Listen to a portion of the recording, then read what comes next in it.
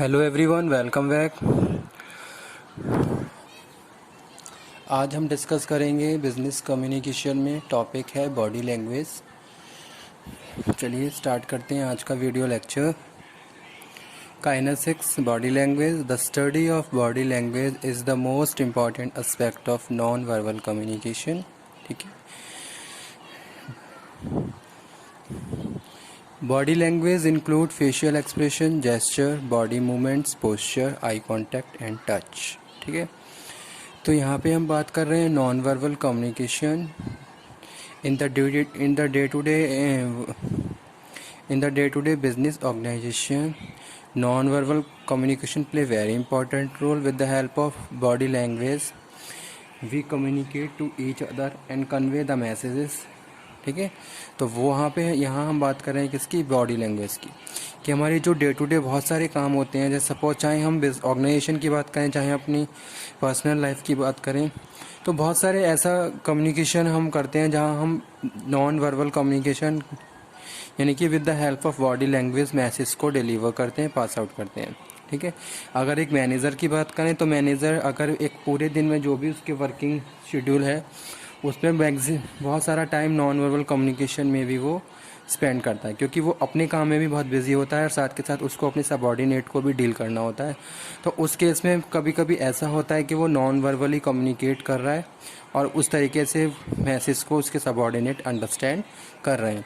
तो वो हम बात कर रहे हैं आज के टॉपिक में, काइनेसिक्स यानी कि बॉडी लैंग्वेज। अब बॉडी लैंग्वेज की बात करें, काइनेसिक्स की बात करें तो communication message pass with the facial expressions.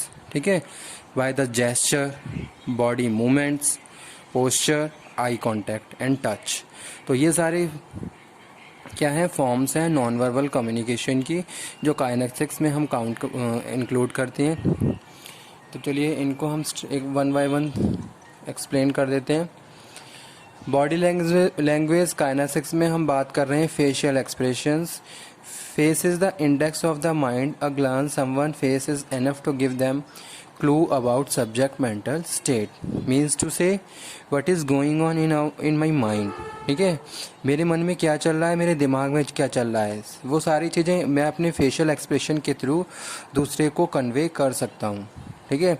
या फिर दूसरा मेरे फेशियल एक्सप्रेशंस के थ्रू मेरी फीलिंग्स को आइडेंटिफाई कर सकता है कि मैं अभी किस जोन में हूँ। मैं अभी अगर मैं हैप्पी हूँ तो वो चीज़ें मेरी फेस पे रिफ्लेक्ट होंगी। अगर मैं मुझे अंदर से गुस्सा आ रहा है तो वो सारी चीज़ें मेरे फेस पे रिफ्लेक्ट होंगी और दूसरे उसको समझ सकते हैं।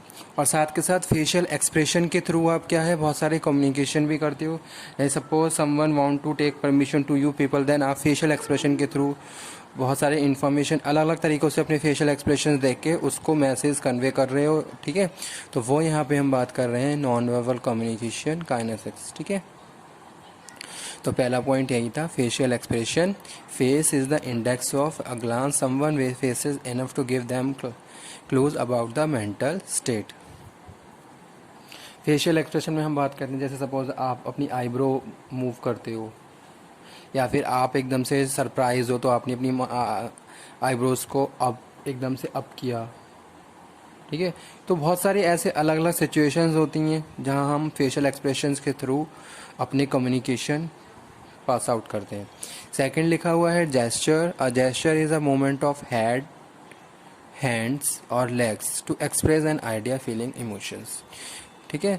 तो जेस्चर में हम बात करते हैं मूवमेंट ऑफ हैंड्स, लेग और एक्सप्रेस। ठीक है। एक्सप्रेस एन आइडिया, आप अपना हेड मूवमेंट कर रहे हो, आप अपना हैंड मूवमेंट कर रहे हो, आप अपनी लेग मूवमेंट कर रहे हो।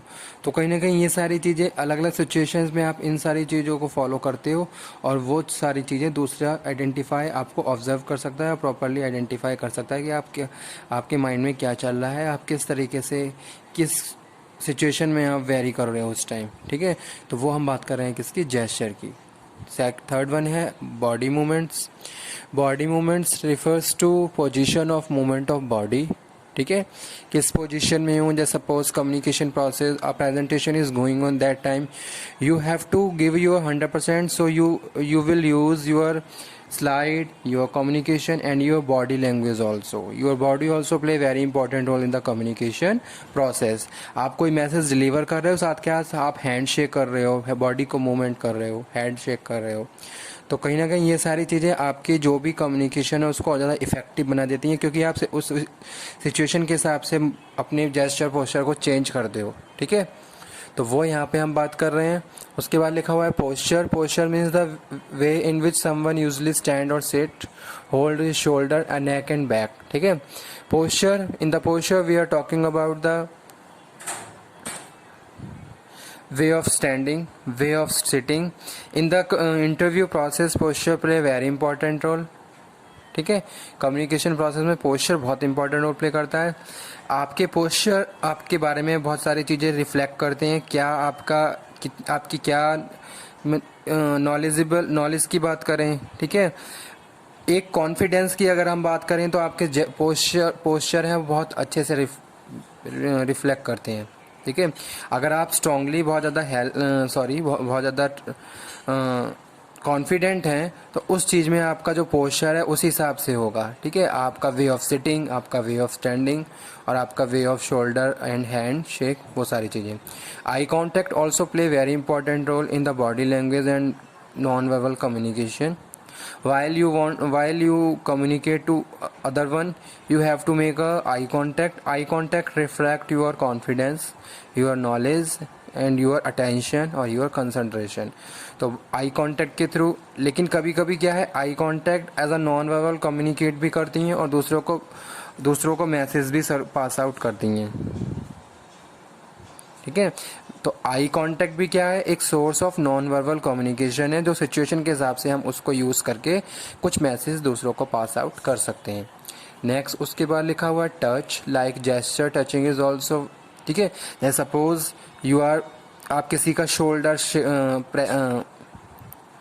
आप किसी के शोल्डर को प्रेस कर रहे हो, मीन्स कि आप किसी को थोड़ा सपोर्ट, एक तरीके से सपोर्ट आता है. अगर कोई नर्वस है तो आप उसको सपोर्ट कर रहे हो. जैसे सपोज आप किसी का शोल्डर प्रेस कर रहे हो, आप किसी की पाम को प्रेस कर रहे हो, यानी कि कोई कोई बहुत ज़्यादा इमोशनली वीक है और सपोज कोई रो रहा है, तो उस केस में आप ये सारी चीज़ें करते हो. तो कहीं ना कहीं ये सारी चीज़ें भी कहीं ना कहीं कुछ मैसेज सर्कुलर कर रही हैं और एक मीन्स के साथ दूसरों को हम पास आउट करते हैं. ठीक है, तो टच. अब जैसे सपोज आपने किसी के बैक पे बहुत तेज स्लैप किया, तो कहीं ना कहीं वो सारी चीज़ें आपको एक मीन बताती हैं कि क्यों ऐसा किया गया. तो ये भी इसलिए किया गया ताकि उसके पीछे भी कोई ना कोई एक मीनिंग था, जो जिस वजह से आपको टच, यानी कि टच के भी अलग अलग सीन्स होते हैं, उसके हिसाब से हम मैसेज को मीन स्टेटमेंट मतलब कि अंडरस्टैंड कर पाते हैं कि हाँ इस वजह से ये सारी सिचुएशंस हुई हैं. ठीक है, तो टच के भी अलग अलग स्टाइल होते हैं, अलग अलग सिचुएशंस के वाइज हम उसको फॉलो करते हैं. तो स्टूडेंट्स ये कुछ सब टॉपिक थे किसके, नॉन वर्बल कम्युनिकेशन के, जहां हमने बात करी फेशियल एक्सप्रेशंस की, जेस्चर की, बॉडी मूवमेंट्स की, पोस्चर की, कांटेक्ट की, आई कांटेक्ट की और टच की. ठीक है, तो एग्ज़ाम के पॉइंट ऑफ व्यू से ये टॉपिक इंपॉर्टेंट है. काइनेसिक्स काफ़ी टाइम रिपीट हुआ है और ये टॉपिक अगर एग्ज़ाम में आए तो आप प्लीज़ आप इसको बहुत अच्छे से एक्सप्लेन करके आइए, सारे पॉइंट प्रॉपरली एक्सप्लेन करिए. ठीक है, और काइनेसिक्स में जो हम बात करें जेस्चर और पोस्चर, तो ये इंडिविजुअली क्वेश्चन भी आए हुए हैं. ऐसा नहीं है कि एक साथ आपको अलग अलग तरीके से भी आया हुआ है कि जेस्चर क्या है और पोस्चर क्या है. तो दोनों का मीन आपको डिफ्रेंशिएट करते हुए लिखना होगा और सारी चीज़ें आपको अच्छे से पता होना चाहिए. कम्युनिकेशन में ये बहुत इंपॉर्टेंट रोल प्ले करते हैं, चाहे हम किसी भी टाइप के कम्युनिकेशन की बात करें. तो ये जो भी कम्युनिकेशन होता है उसमें प्लस हो जाते हैं. ठीक है, अगर आप किसी से बातचीत भी कर रहे हो with the help of your words of mouth या फिर रिटर्न, लेकिन आपका जो नॉन वर्बल कम्युनिकेशन है वो भी साथ में इंक्लूड रहता है. अगर लीडर अपने फॉलोवर्स को लीड कर रहा है, कभी वो कम्युनिकेट कर रहा है with the help of words of mouth, कभी वो कम्युनिकेट कर रहा है with the help of kinesics, यानी कि या तो फेशियल एक्सप्रेशन हो सकते हैं या जेस्चर, पोस्चर, कोई भी सोर्स हो सकता है. ठीक है, तो वो हम बात कर रहे हैं बिजनेस कम्युनिकेशन में, यानी कि body language also play very important role in the communication while someone is speaking and other one is listening. ठीक है। तो एक तरीके से क्या है, जैसे सपोज हम लिसनर के पॉइंट ऑफ व्यू से बात करें, अब लिसनर है बहुत अच्छे से सुन रहे हैं, बहुत कंसंट्रेशन पूरी अटेंशन दे रहे हैं स्पीकर को, तो उस केस में स्पीकर का इंटरेस्ट और ज़्यादा बन जाता है। लेकिन वो अटेंशन पता कैसे चल रही है, by the way of body language of the listener. ठीक है, अगर आप अटेंटिव हैं तो आपकी बॉडी लैंग्वेज उस हिसाब से क्या हो जाएंगे, सेट हो जाते हैं। ठीक है, आपकी कंसंट्रेशन को वो आपकी बॉडी लैंग्वेज क्या है, शो कर रहे हैं स्पीकर को, और स्पीकर आपको आपसे इन्फ्लुएंस हो रहा है और आपको उस हिसाब से फिर वो मैसेज कन्वे कर रहा है। ठीक है, लेकिन कभी कभी ऐसा होता है बॉडी लैंग्वेज क्या है, एक डिफरेंट रोल भी प्ले करते हैं।